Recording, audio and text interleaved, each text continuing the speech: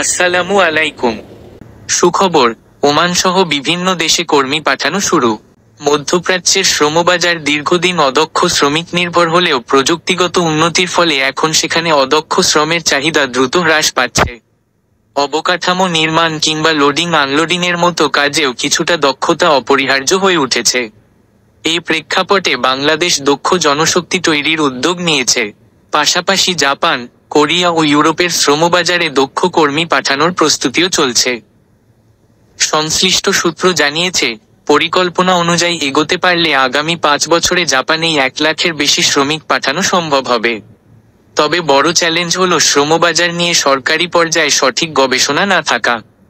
বিদেশে বাংলাদেশের মিশনগুলোও এক্ষেত্রে সীমিত ভূমিকা পালন করছে।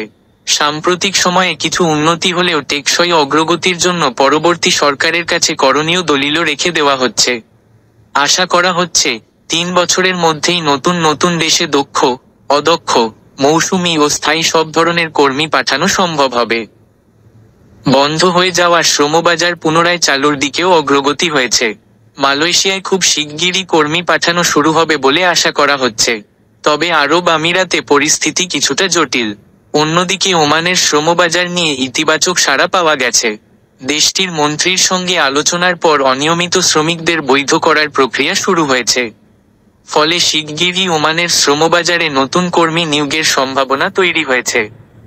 অভিবাসীদের অধিকার ও মর্যাদা নিশ্চিত করতেও পদক্ষেপ নেওয়া হয়েছে। বিশেষ করে বিমানবন্দরে প্রবাসীদের দুর্ভোগ কমাতে প্রবাসী লাউঞ্জ, সার্বক্ষণিক সহায়তাকারী ও রাত্রিযাপনের ব্যবস্থা করা হয়েছে। পাশাপাশি প্রবাসীদের উদ্যোগে একটি হাসপাতাল নির্মাণের কাজ চলছে। সব মিলিয়ে শ্রমবাজার সম্প্রসারণ, শ্রমিকের ভোগান্তি হ্রাস এবং প্রবাসীদের কল্যাণ নিশ্চিত করতে নেওয়া পদক্ষেপগুলো অব্যাহত থাকবে বলে আশা করা হচ্ছে।